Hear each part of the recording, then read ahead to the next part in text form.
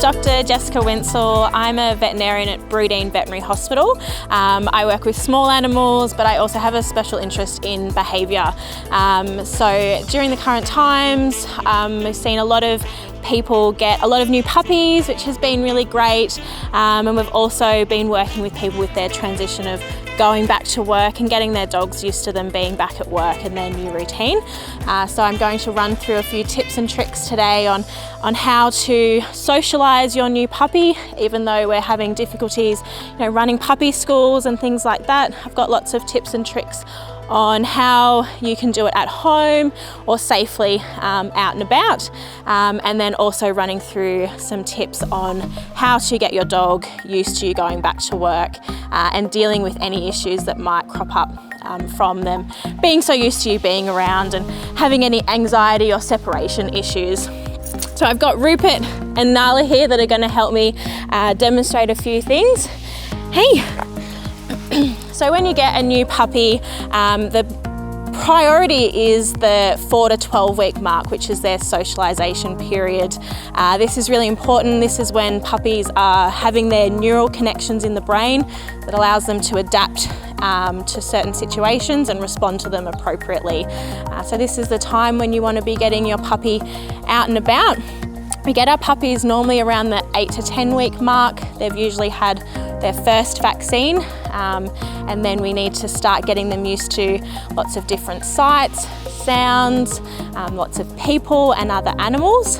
To do this safely at home, it's good to have a quiet time to be introducing them to new things. We want to be getting them used to being touched.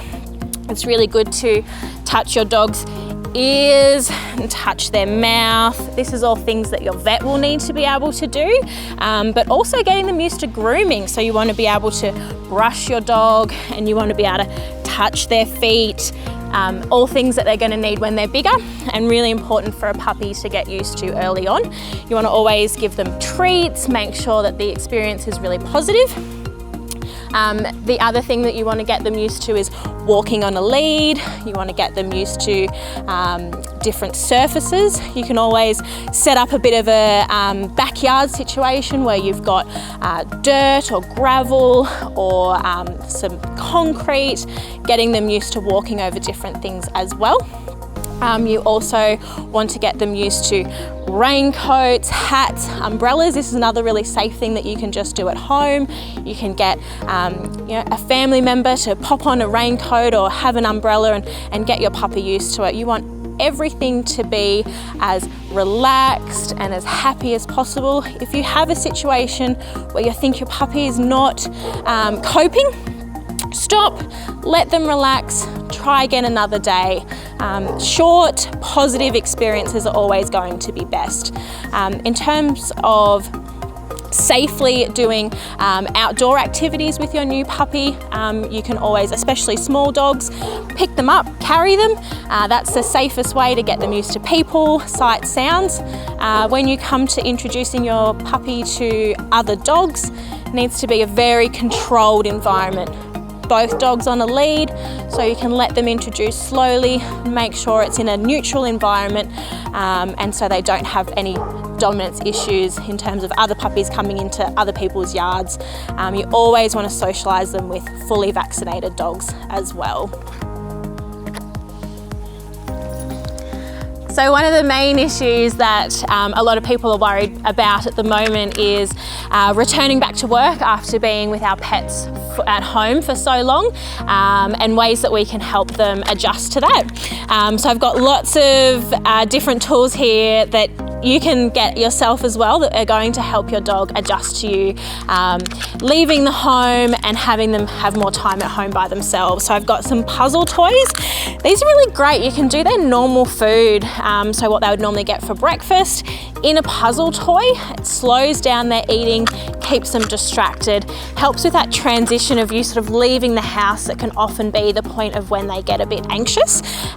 You can have things like if you're getting ready and that's a point of the dog getting anxious, you can make a little lick pad with some peanut butter on it. This is a really good way to help distract them from that process.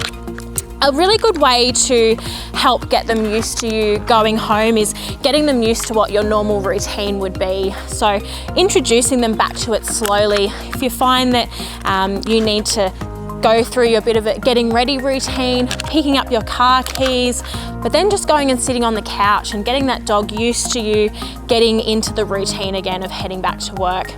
If you've been walking your dog a lot more and normally through a working week you only are able to manage a couple days or only a short walk, we need to slowly transition ourselves back to that.